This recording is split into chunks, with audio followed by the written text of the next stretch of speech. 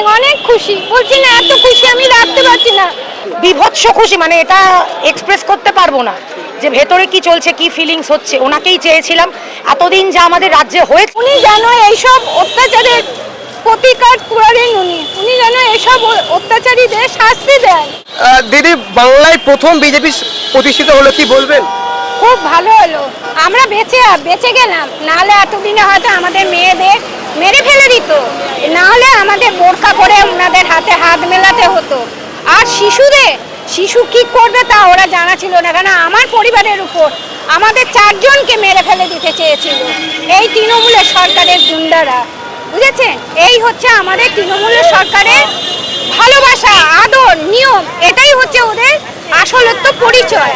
কিন্তু আমাদের বিজেপি সরকার, আমাদের যিনি এখন মুখ্যমন্ত্রী হলেন শুভেন্দুদা, ওনার আদর নিয়ম হচ্ছে নিজে খাটো, খাও, বেঁচে থাকো সুস্থ সবল সুন্দরভাবে।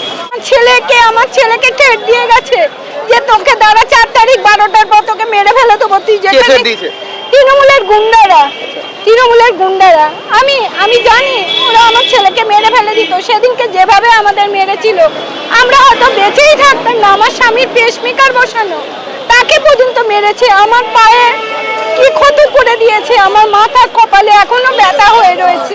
কতটা খুশি আপনি যে শুভেন্দু অধিকারী আজকে মুখ্যমন্ত্রী পদে হয়েছেন এবং তার সঙ্গে আজকে মন্ত্রিসভা গঠন করলো, কতটা খুশি আপনি? অনেক অনেক অনেক খুশি, বলছি না এত খুশি আমি রাখতে পারছি না। উনি যেন এইসব অত্যাচারের প্রতিকার করেন, উনি যেন এইসব অত্যাচারীদের শাস্তি দেন, তাহলেই আমি আরো বেশি খুশি হব। আচ্ছা, আমাদের প্রাক্তন যে মুখ্যমন্ত্রী মমতা ব্যানার্জি এখন অব্দি বলছেন যে তিনি হারেননি। তার যে সোশ্যাল মিডিয়া ফেসবুক পেজ, তার ওখানে এখন অব্দি লেখা জল করে লেখা রয়েছে যে তিনি এখনো মুখ্যমন্ত্রী। কি বলবেন বিষয়টা?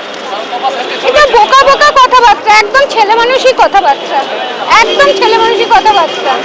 উনি যে হারেননি, উনি সে পরিচয়টা দিতে পারবে, সে প্রমাণটা দিতে পারবে। তিনি এখন ইস্তফা দেননি, কি বলবেন? ইস্তফা দেননি, উনি ভুল করেছেন, খুব ভুল করেছেন। যতই দেখ, উনি একদিন মুখ্যমন্ত্রী ছিলেন, হয়তো ওনাকে সম্মান করেছি, এখন তো আর কেউ সম্মান করবো না, ওনাকে কেউ সম্মান করছেও না, আর ভবিষ্যতে করবেও না। এদিকে পেয়ে কতটা খুশি আপনি? বিভৎস খুশি, মানে এটা এক্সপ্রেস করতে পারবো না যে ভেতরে কি চলছে, কি ফিলিংস হচ্ছে। ওনাকেই চেয়েছিলাম, এতদিন যা আমাদের রাজ্যে হয়েছে 15 বছর তো আমরা দেখে নিয়েছি, তো এবার একটা পরিবর্তনের দরকার ছিল। তো সেটা জনসাধারণও বুঝে গেছে যে পরিবর্তন করার দরকার, তো তারা সেটাই করেছে। বিভৎস খুশি আমরা। আচ্ছা, মমতা ব্যানার্জি এখনো অব্দি ইস্তফা দেয়নি, তার যে ফেসবুক পেজ লেখা আছে honourable chief minister of Bengal, কি বলবেন বিষয়? ওনাকে নিয়ে আমি কোনো মন্তব্যই করতে চাই না, ওনার মাথা খারাপ হয়ে গেছে। তার কারণ যেখানে দেখছেন যে অলরেডি আমাদের নতুন মুখ্যমন্ত্রী মাননীয় শুভেন্দু অধিকারী শপথ নিয়েছেন, সেখানে উনি এখনো নিজেকে যদি চিফ মিনিস্টার বলে দাবি করেন, শুধু স্রেফ বলবো মাথা খারাপ হয়েছে, আর কিছুই হয়নি। ওনাকে নিয়ে আমি আর ভাবতেই চাই না। তিনি রীতিমতো অভিষেক ব্যানার্জি এবং মমতা ব্যানার্জিকে তাকে শুভেন্দু অধিকারী একটা মানে ইনভিটেশন কার্ড পাঠিয়েছিল, কিন্তু তা সত্ত্বেও তিনি বয়কট করেছেন। কি বলবেন? বয়কট করেছেন কারণ তো উনি নিজেকে এখনো চিফ মিনিস্টার মনে করেন। তো তিনি বলছেন হারেননি এখনো। তিনি বলছেন এখন আমি হারিনি, কেন চেয়ার ছাড়বো?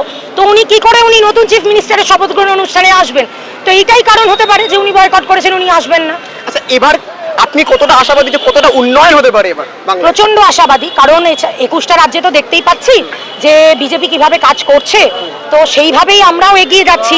সবে উনি এলেন, এবার ওনাকে হাল ধরতে হবে, যা আমাদের রাজ্যের পরিস্থিতি সেটা ঠিক করতে তো কিছুটা সময় তো তাকে দিতেই হবে। আমরা তো আজকে উনি শপথ নিয়েছেন, কালকেই বলতে পারবো না যে আমাদের উন্নয়ন দরকার। উনি ওনার মতো করে উনি ওনার দায়িত্বভার সামলাবেন, আমাদের রাজ্য এরপর থেকে 21টা রাজ্যের মতোই এগিয়ে চলবে। শুভেন্দু অধিকারী তার সঙ্গে যে মন্ত্রীরা আজকে শপথ গ্রহণ করলেন, তাদেরকে পেয়েও কতটা খুশি আপনি? তাদেরকে পেয়েও ভীষণ খুশি, যতটা আশাবাদী ছিলাম সেরকমই পেয়েছি, ভীষণই খুশি।